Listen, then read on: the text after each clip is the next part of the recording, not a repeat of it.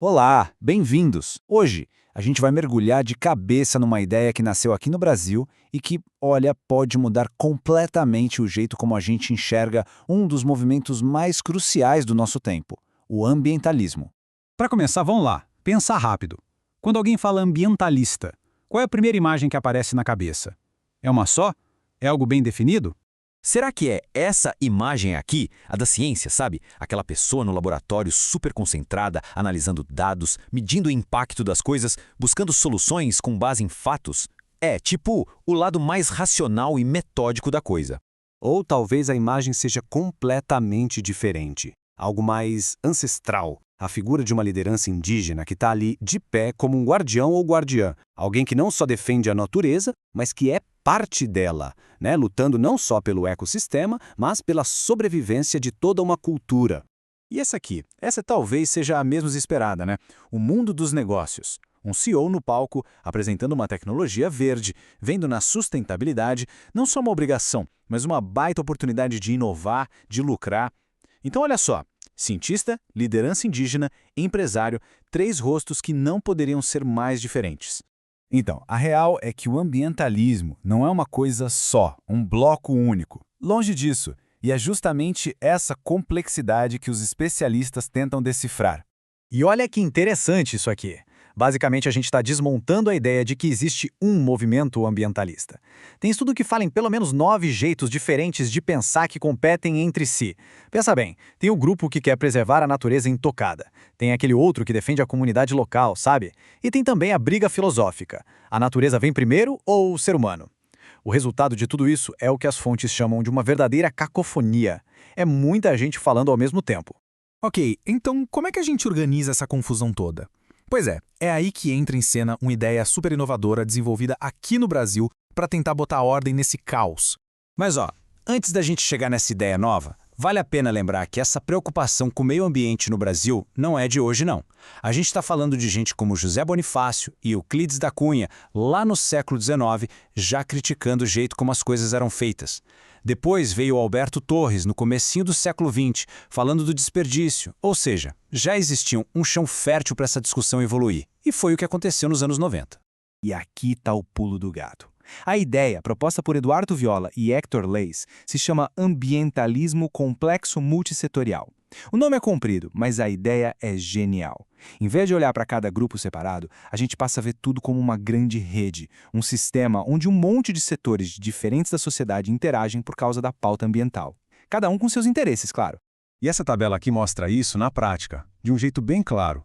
Dá uma olhada na variedade de gente. Não são só as ONGs que a gente sempre pensa. São os técnicos que trabalham no governo, os cientistas nas universidades, empresários que estão inovando, até mesmo populações do campo com seus jeitos de produzir mais ecológicos. E olha que legal, até aquelas pessoas que são do contra dentro de uma grande empresa ou de um partido político. Cada um desses é um ponto nessa imensa rede. Beleza, a teoria é muito interessante, mas e na prática? Como essa ideia funciona no mundo real? Vamos pegar um exemplo que foi um marco. A Rio 92. Quem não se lembra? A Conferência da Terra aqui no Rio foi, assim, o palco perfeito para essa ideia. Foi ali que todos aqueles setores que a gente acabou de ver se encontraram, cara a cara. Governos, cientistas, ONGs, empresários, todo mundo junto. Claro que teve tensão, mas também teve muito diálogo. Foi a personificação daquela frase unidade na diversidade. E aqui está o X da questão. Foi justamente por juntar toda essa galera diferente que a conversa mudou de patamar.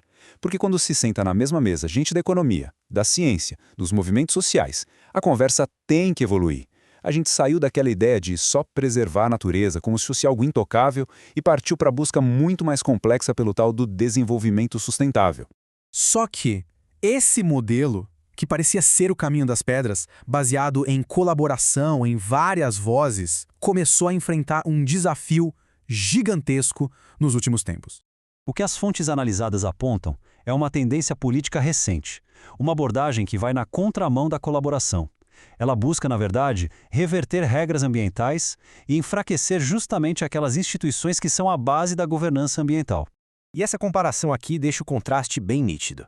De um lado, a gente tem um modelo multissetorial, que é todo sobre participação, redes, pluralidade, e do outro, uma abordagem que foca na centralização do poder, no desmonte de órgãos, no controle de cima para baixo, muitas vezes se apoiando em negacionismo e num discurso nacionalista. E o resultado prático disso tem nome. Os analistas chamam de ecodesmonte. O que acontece? As agências que fiscalizam perdem poder, aqueles conselhos onde a sociedade civil podia participar são fechados, e quem mais sofre com isso são as comunidades mais vulneráveis, que ficam desprotegidas.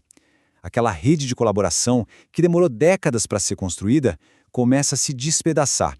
Bom, diante de um cenário desse, fica a pergunta: aquela ideia de ambientalismo multissetorial ainda serve para alguma coisa? E a resposta, segundo os estudos, é que sim. Mas ela precisa de um update, uma atualização. A ideia não ficou velha, entende? Ela só precisa evoluir. E é daí que surge a proposta de um ambientalismo 2.0, uma versão pensada para os desafios de agora, que já não são mais só sobre poluição ou conservar uma floresta. E o que seria essa atualização? Bom, são 3 pilares principais. Primeiro, conectar de vez a defesa do meio ambiente com a defesa da democracia. Uma coisa não existe sem a outra. Segundo, colocar a justiça climática bem no centro do debate, porque a gente sabe que a crise climática não afeta todo mundo do mesmo jeito. E terceiro, trabalhar para reconstruir as pontes que foram quebradas, ou seja, fortalecer aquelas instituições onde governos, cientistas e sociedade civil sentam para conversar e achar soluções juntos. Então, essa é a nova cara do movimento. O ambientalismo hoje não é só discutir os limites do planeta. É também, talvez principalmente, sobre garantir as condições democráticas para a gente poder negociar esses limites de um jeito justo. É sobre os conflitos e os acordos que a gente vai ter que fazer para continuar vivendo, juntos, neste planeta. E tudo isso nos leva a uma reflexão final, que talvez seja a grande mensagem daqui. O tamanho do desafio ambiental nos obriga a olhar para dentro, a questionar a saúde das nossas instituições, do nosso debate público, e a pergunta que fica no ar é: será que é possível ter um futuro sustentável sem ter um futuro democrático? Fica aí a reflexão. Valeu por acompanhar essa análise com a gente.